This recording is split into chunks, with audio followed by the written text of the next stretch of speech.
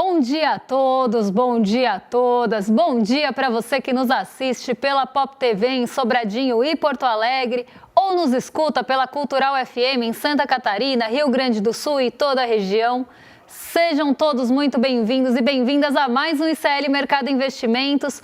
Hoje, quarta-feira, dia de eu cumprir a promessa e a dívida que ficou de ontem, porque diferente aí do que está acontecendo com muitos brasileiros que estão se endividando mais com a Selic, estão pagando mais juros por isso, eu não quero me endividar, não quero que vocês me coloquem no Serasa, então vou cumprir minha dívida de ontem e vou falar do IPCA 15, a gente vai destrinchar o que aconteceu com o IPCA, por que é que ele caiu tanto nesse mês de agosto, foi uma queda ali que não se esperava, mas não se via há alguns anos, então a gente vai falar sobre isso, entender o que deu uma aliviada no bolso do brasileiro, mas a gente também vai falar da Índia, que hoje virou alvo do tarifaço, hoje começa com uma tarifa tão grande quanto a do Brasil.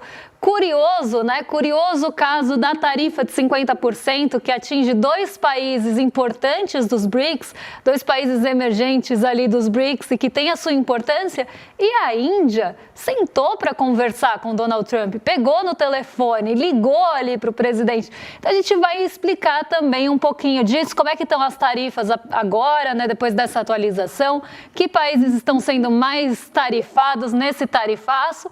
E a gente vai só terminar ali, trazer os novos desdobramentos da treta com o Fed. Mas isso vai ser só uma passagem, só uma atualização. Porque tem outro assunto muito importante para a gente falar com vocês, que é a isenção do IR. Parece que a oposição, o Centrão, estão juntos tentando barrar a compensação do IR ou da isenção do IR. Então a gente vai explicar tudo isso para vocês nessa manhã.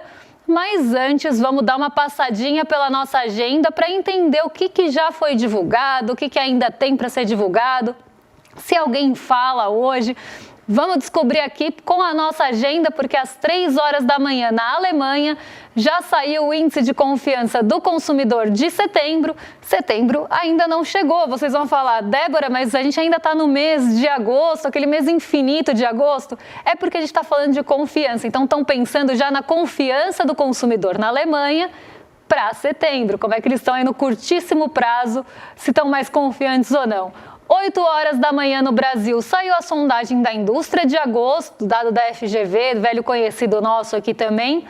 8h30 da manhã, nota de crédito de julho. Esse é muito importante, não vai dar tempo de falar hoje, mas amanhã a gente traz para vocês, porque hoje tem bastante assunto para a gente discutir. Então amanhã a gente descobre quanto é que o brasileiro está pagando no rotativo do cartão, quanto é que o brasileiro está pagando no cheque especial, porque o Banco Central já divulgou todos esses dados hoje. Às 11h30, daqui a pouquinho, tem dados de estoques de petróleo, gasolina, destilados, taxa de utilização de refinarias. Esse também, né, aparece toda semana aqui, da semana até dia 22 de agosto, no caso. Então, dá para entender aí como é que estão os estoques de petróleo lá nos Estados Unidos. 13h45, quem fala é o presidente do Fed de Richmond, o Tom Barkin. Ele vai repetir um discurso de novo, né? Parece dia da marmota aqui. De novo o discurso dele vai ser repetido. Às 2h30, 14h30, fluxo cambial semanal. Esse também pinta toda semana na agenda. E às 10 horas da noite, na Coreia do Sul, tem divulgação de política monetária por lá. Então, juros vão ser decididos na Coreia do Sul. Aqui no Brasil, durante o dia, sai o relatório da dívida pública federal. Esse dado deve ser acompanhado mais de perto, porque a gente sabe o quanto o mercado é fiscalista. Então, normalmente coloca uma lupa nisso. E hoje, antes da abertura dos mercados, na verdade, depois do fechamento do mercado, sai o balanço da NVIDIA. Então a gente vai conhecer os números da NVIDIA, bastante expectativa pelos números da NVIDIA. Vamos passar então agora pelo nosso fechamento para entender o que aconteceu ontem, porque a gente explicou para vocês toda a treta ali envolvendo a Lisa Cook, como é que estava o presidente do Banco Central dos Estados Unidos, Adriana Kugler, todos eles estão na mira e no alvo ali do Donald Trump, e isso acabou impactando os mercados de forma geral, não só nos Estados Unidos, mas também esse movimento, nessa turbulência chegou ao Brasil ontem. Por que isso aconteceu? Como já expliquei algumas vezes, toda vez que se tem uma medida mais drástica, ali, mais radical tomada pelo Donald Trump, isso acaba contaminando, acaba permeando todos os mercados, porque aumenta a incerteza, já que ele está tomando medidas arbitrárias e autoritárias também. Não é só a arbitrariedade que está em pauta aqui, mas a autoridade que ele está usando, né, sendo autoritário, na verdade, para justificar, inclusive, essas medidas com desculpas, justificativas. Para Lisa Cook, ele falou que era uma fraude hipotecária, que as alegações estão acontecendo, tudo isso, toda a discussão está no campo da alegação, não tem nenhuma acusação formal contra ela ainda, mas já foi motivo suficiente para ele tentar destituí-la do cargo. A questão é, ela falou que não vai sair e que vai enfrentar esse processo judicial e vai tentar liminar para se manter no cargo enquanto o processo rola.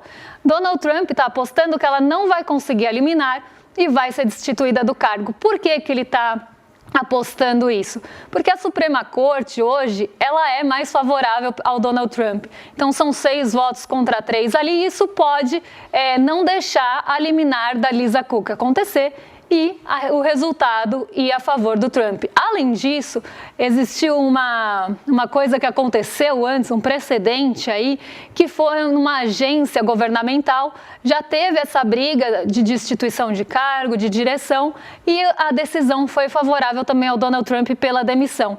Então isso tudo está colocando em risco e está colocando muita incerteza em relação a esse caso da Lisa Cook ser demitida ou não ser demitida do Fed. E aí a gente vê mais um ataque autoritário de Donald Trump tentando colocar alvo nas pessoas para tentar jogar a culpa das suas responsabilidades em outras pessoas. E a vez agora é do Fed. Então, essa repercussão foi muito ruim ontem, né? Não foi uma notícia que pegou bem nos mercados. O mercado de juros, sobretudo, acabou reagindo bastante. Lá fora, até os juros mais curtos caíram, porque com isso se espera que a taxa de juros caia.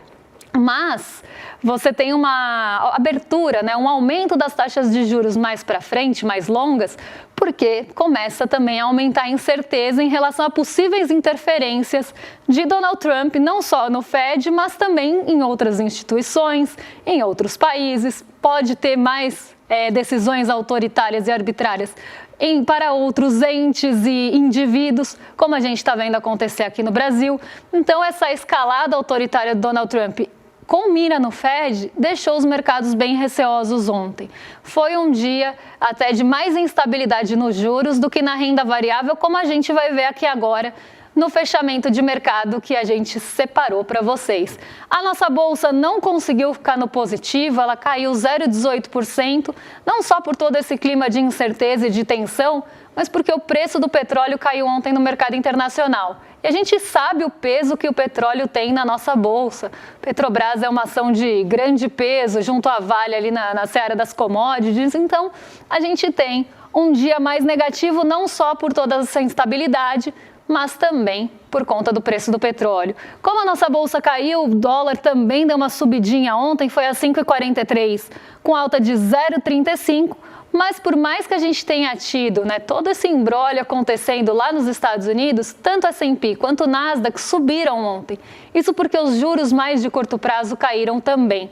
E existe uma recuperação aí também no mercado que veio caindo nos dias anteriores. Então, um dia aqui no mercado, de forma geral, mais instável mesmo no mercado de juros do que de câmbio ou de renda variável. Mas a gente sabe que essa incerteza, ela vai entrando em outros mercados também. Ela permeia outros mercados, ela acaba rondando outros mercados. E isso deixa todo mundo em alerta, em atenção. E aí eu quero já, que a gente está falando do laranjão de topete aqui, eu quero já puxar o nosso próximo assunto, que é em relação à Índia, porque Trump agora tem uma nova mira dentro dos BRICS. Lá na Índia, ele não tem um fantoche, um boneco de Jair Bolsonaro para falar, ele não tem uma ditadura da toga para acusar, ele não tem um Alexandre de Moraes para perseguir, ele não tem nada disso. Então ele precisa de outra justificativa para subir as tarifas contra a Índia. E qual foi a justificativa que Donald Trump usou para justificar esse aumento de tarifas que aconteceu nessa manhã, mais ou menos há 8 horas aí, que a gente tem essa divulgação. Justamente porque a Índia estaria comprando petróleo russo. Eu já tinha falado isso para vocês, que tinha esse alvo começando a virar para a Índia também, por conta do petróleo russo, do óleo russo e essas negociações que, segundo Donald Trump, a Índia estaria se favorecendo dessa compra de petróleo russo mais barato. E aí ele começou a atacar a Índia por isso. Só que para quem lembra, para quem tem boa memória, para quem acompanha aqui, a gente já falou que a Índia tentou negociar com Donald Trump. E aí a gente vê, né, que a Índia ainda tem um presidente, ali, um dirigente, que é alinhado ao Donald Trump. É uma pessoa conservadora, o Modi é conservador, então a gente tem um alinhamento ideológico entre os dois, mas isso também não é suficiente quando os interesses geopolíticos são maiores. Por isso que eu falo, Bolsonaro é um fantoche. Por trás disso, você tem interesses geopolíticos. E Donald Trump, ele ataca as instituições, entidades, países, indivíduos, tentando manter os seus interesses. Não só interesses próprios, mas interesses para o modo de governo que ele quer conduzir e para interesses imperialistas dos Estados Unidos. Então a gente vê esse ataque acontecendo dessa forma. Na verdade, o óleo russo lá na Índia é o Bolsonaro daqui. Então você tem que ter uma justificativa, você precisa justificar o aumento da tarifa. O que eu vou falar para esse país? Eu vou falar aqui que eles estão tendo uma ditadura da toga e que estão fazendo caça às bruxas com um ex-presidente. Aí com a Índia, o que eu vou falar? Então eu vou falar que eles estão se favorecendo de melhores preços do óleo russo, vou retaliar por isso. Só que a gente sabe que o pano de fundo é muito maior. A gente sabe que tem uma vastidão de fundo, na verdade, que é justamente no caso de Índia e do Brasil, a gente tem os BRICS. Só que Donald Trump ele vai comprando as brigas com quem ele consegue ali no curto prazo. Ele esticou a corda com a China? Esticou a corda com a China devolveu. Ele esticou mais um pouquinho, a China devolveu. E aí ele viu que ali não era um território muito bom para ele ficar brigando porque tinha uma esticada de corda. Ele foi tentar para outros países do BRICS, então ele veio para o Brasil. Aqui ele tentou colocar as tarifas, também não ficamos submetidos a ele, não tem como se submeter ao que ele está pedindo, colocou a tarifa de 50% para também tentar desestabilizar um país importante da América Latina. E agora ele vai lá para o Indo-Pacífico e pega a Índia também para tentar mirar. Mas muito interessante, a gente pegou até um ranking aqui para vocês de algumas tarifas de alguns países. E olha que interessante, o Brasil está ali em 50% de tarifa, empatado com a Índia agora. Antes era só a gente liderando isolado no ranking do tarifaço. Em seguida vem o Canadá, a China com 30%, o Canadá com 35%, a China com 30%, a África do Sul também aqui com 30%, então a gente começa a achar um padrão, né? México 25%, Vietnã, que é um parceiro importante dos Estados Unidos, principalmente ali no têxtil, com 20%, Indonésia 19%, o Japão, que negociou um monte, ficou com 15%, não ficou nem com a mínima, ficou com 15%, Coreia do Sul também, e a Rússia 10%. Tudo bem que a Rússia já está sofrendo uma série de sanções internacionais, não vou entrar nem nesse aspecto, mas você está punindo a Índia por uma negociação com a Rússia, mas a Rússia está lá nos 10% na mínima. Tudo bem que existem outras sanções, mas o que eu quero colocar aqui, né, é o interesse geopolítico. E aí Donald Trump faz isso com tudo, não só com o interesse geopolítico. Se ele acha que tem alguém travando algum interesse dele, ele quer que aquela pessoa se submeta. E ele começa a atacar. Ele está fazendo isso com o Fed, ele está atacando o Fed porque ele quer que o Fed, o Banco Central dos Estados Unidos, se submeta a ele, que faça as suas vontades, que abaixe a cabeça para ele, que ele mande indiretamente ali nos juros, na política monetária e no Banco Central. Como isso não está acontecendo porque existem indicados de outras gestões, ele começou a atacar a instituição e a atacar as pessoas que ali estão. Então, ele faz isso porque ele quer manter um interesse, ele tem um interesse naquilo e ele quer manter o poder e a submissão. Ele veio atacar o Brasil por causa do Bolsonaro. O Bolsonaro é uma excelente desculpa, mas não é por causa do Bolsonaro. Ele tem vários interesses aqui. A gente pode falar dos minérios, a gente pode falar de ser um pilar importante da América Latina, a gente pode falar da participação nos BRICS, de ser um país importante também nessa composição. A gente pode falar, que mais que a gente pode falar? Da briga com as Big Techs, do STF com as Big Techs. Então você tem uma série de interesses concentrados aqui. E aí você vai atacar aquele país, a soberania daquele país, para tentar fazer com que ele submeta a você. E aí você tarifa, você aplica uma lei de forma autoritária e arbitrária, como está fazendo com a Magnitsky. Você tem uma série de mecanismos que, pelo dólar também ter poder, ele acaba utilizando esses mecanismos para tentar colocar ali as suas vontades sempre numa negociação desigual, sempre em patamares desiguais. Então a gente vê também agora esses interesses, né, que estão em jogo. Donald Trump quer pressionar para que a gente se submeta a ele. Outros exemplos que a gente pode pegar, né? Não só no Fed, na Coca-Cola, na Coca-Cola foi outra coisa, mas no Fed, no Brasil, agora na Índia, que também é um país importante nos BRICS. Então a gente vê que tem uma série de interesses em jogo que, na verdade, são a verdadeira causa desses ataques. Só que aí ele precisa das desculpas. Então, vai falar do óleo russo, vai falar do Bolsonaro, vai falar da obra do Fed superfaturada, vai falar da hipoteca da Lisa Cook. Então, ele sempre acha esses alvos, esses espantalhos para colocar ali, mas, na verdade, o que ele tem é interesse geopolítico, econômico, interesses por terras, minérios e etc. A gente sabe que os Estados Unidos fazem isso. E Donald Trump está usando esse modo e ainda utilizando de uma autoridade, utilizando tarifas comerciais. Então, está usando o comércio internacional para tentar fazer uma guerra comercial, uma tarifa mais alta para pressionar. Está tentando destituir as pessoas à força do Fed, se elas não pedem para sair. Ele vai achar um motivo e, inclusive, ameaçou Lisa Cook, falou que ela poderia ser presa. O que é isso, sabe? Que baixo nível é esse? Mas a gente vê que ele não mede esforços para tentar manter esses interesses. A hegemonia do dólar também é um interesse muito importante dos Estados Unidos que ele quer manter. Então, desestabilizar os BRICS pode ser uma forma também de manter essa hegemonia. Isso é muito importante, inclusive, para manter o poder. Então, a gente começa a ver esses exemplos acontecerem, né? Parece que era isolado, parece que era uma coisa, uma outra coisa, mas, na verdade, a gente sabe que é demonstração de poder geopolítico e essa tentativa de submissão e negociação desigual. Agora, vamos pegar o avião e vamos vir aqui para o Brasil, porque a gente tem uma notícia para falar com vocês que é em relação à isenção do imposto de renda até R$5.000. E eu acredito que esse seja um assunto que interessa para todo mundo, né? Então vamos discutir isso, porque parece que a oposição está querendo blindar os super ricos e isso vai inviabilizar a isenção de imposto de renda para quem ganha até 5 mil. Então a oposição, junto ali ao Centrão com suas negociações, estão tentando realmente barrar a isenção de IR dos R$5.000, não barrando a isenção de fato, mas a contrapartida, porque não existe isenção de até 5 mil se você não tiver a contrapartida. Se você mela a contrapartida, você vai indiretamente acabar com a isenção. Então você faz ali por uma via que não é que parece que você está contra a isenção do IR, mas você joga como se você estivesse contra a compensação, que na verdade o que é?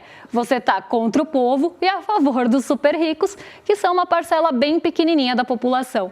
E aí eu separei um trechinho do nosso documentário que fala justamente sobre essa desigualdade tributária para a gente discutir isso e depois eu vou trazer uma fala que fecha esse pensamento para a gente também refletir. Vamos lá.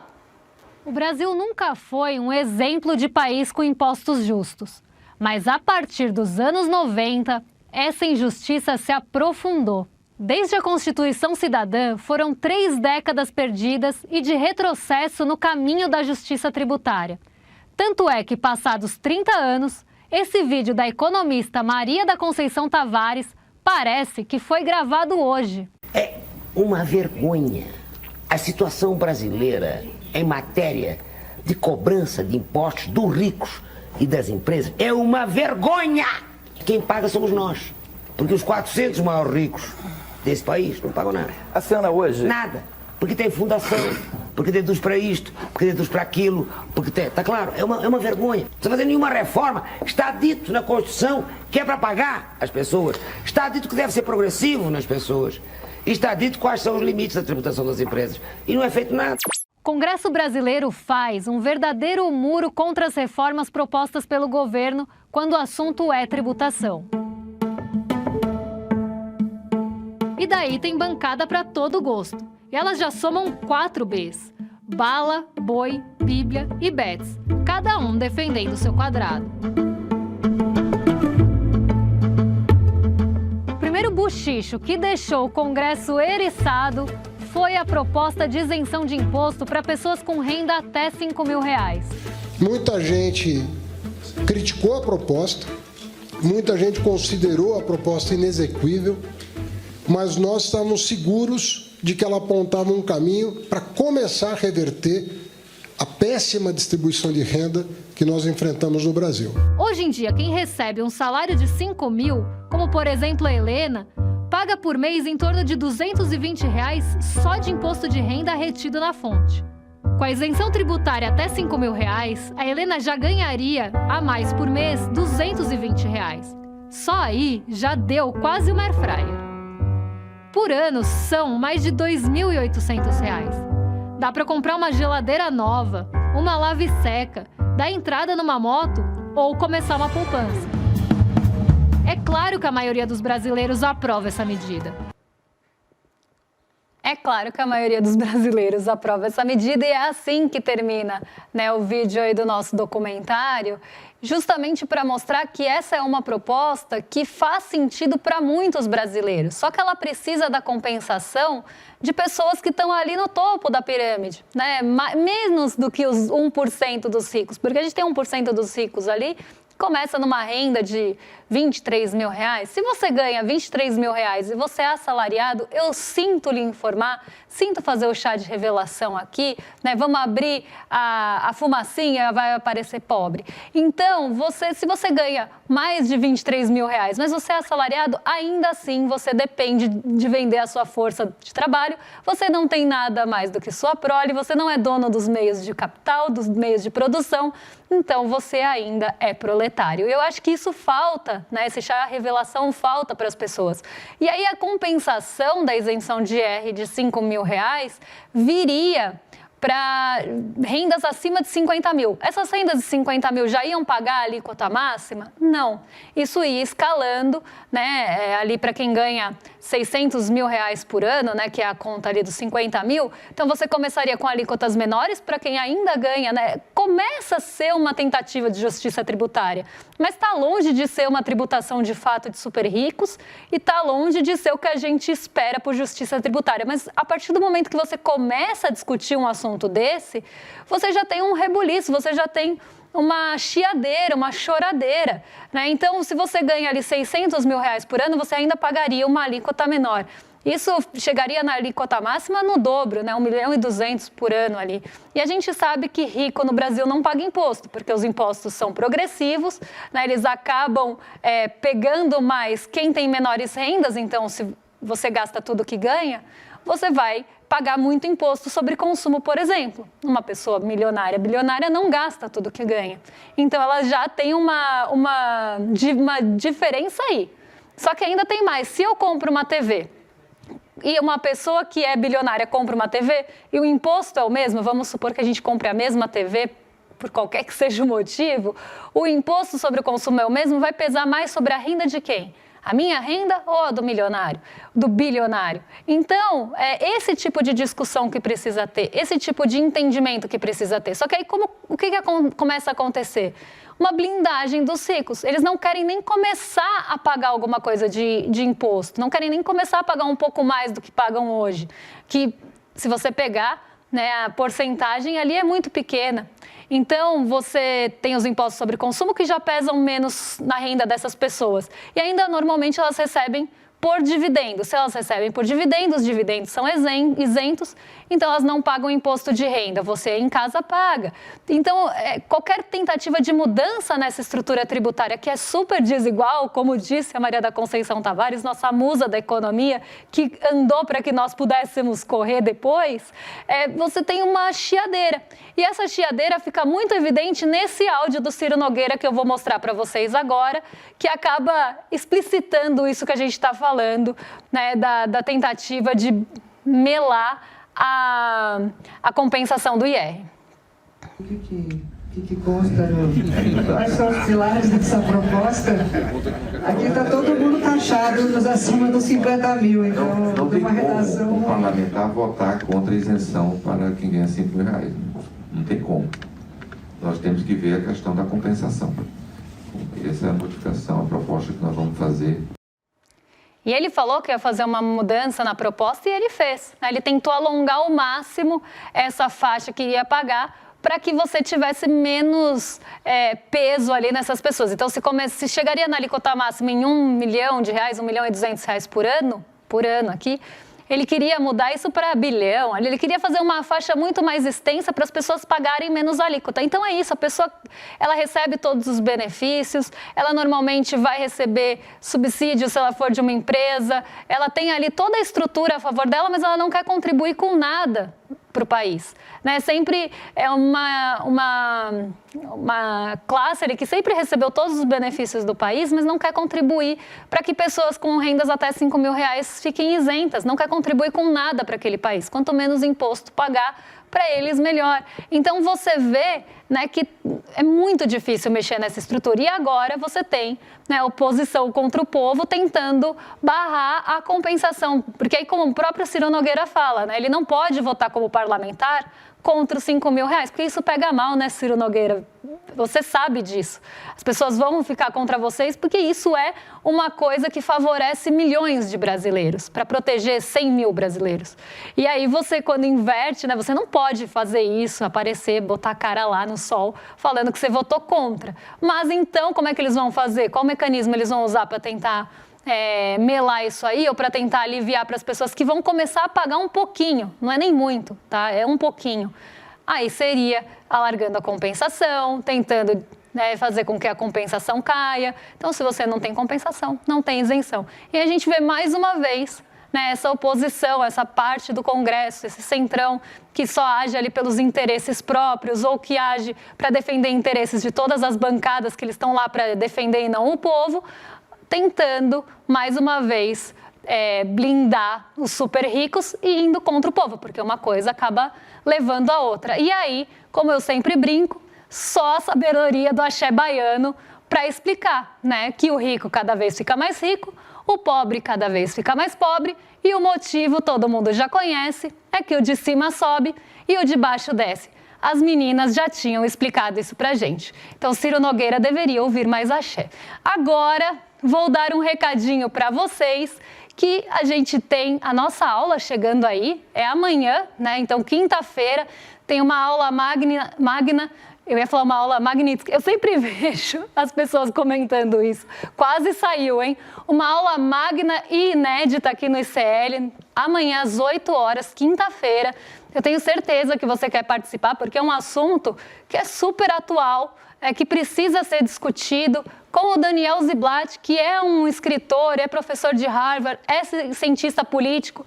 Ele vai descobrir, vai contar pra gente como é que a gente salva as democracias nessas investidas autoritárias que a gente tem, né, recentemente. Então, eu acho que veio em excelente momento essa aula. Sei que vocês querem participar desse debate, como é gratuito e aberto para todo mundo. A única coisa que vocês precisam é se inscrever. E aí eu convido vocês para se inscreverem aqui no link do iclmercado.com.br para ficar por dentro da aula, para ver aí receber notificação e sininho que a aula vai começar, para não esquecer, porque às vezes a gente está naquela correria louca do dia e a gente esquece, né? Já deu 8 horas e a gente nem percebeu. Então, para vocês serem avisados também, não só terem acesso à aula, mas serem avisados também. Então, iclmercado.com.br ou aqui no nosso QR Code, que é só, não tem mistério, não tem segredo. Você pega a câmera do seu celular, aponta aqui no cantinho, no cantinho, e aí você já tem a sua inscrição, né, feita, pronta para ser feita, na verdade. E aí podem se juntar a gente amanhã, às 8 horas da noite, para assistir essa super aula. Então agora, né, dados esses recados, vou entregar para os nossos vizinhos de cima, para o Rolê ICL com o William De Luca e o Guga Noblar.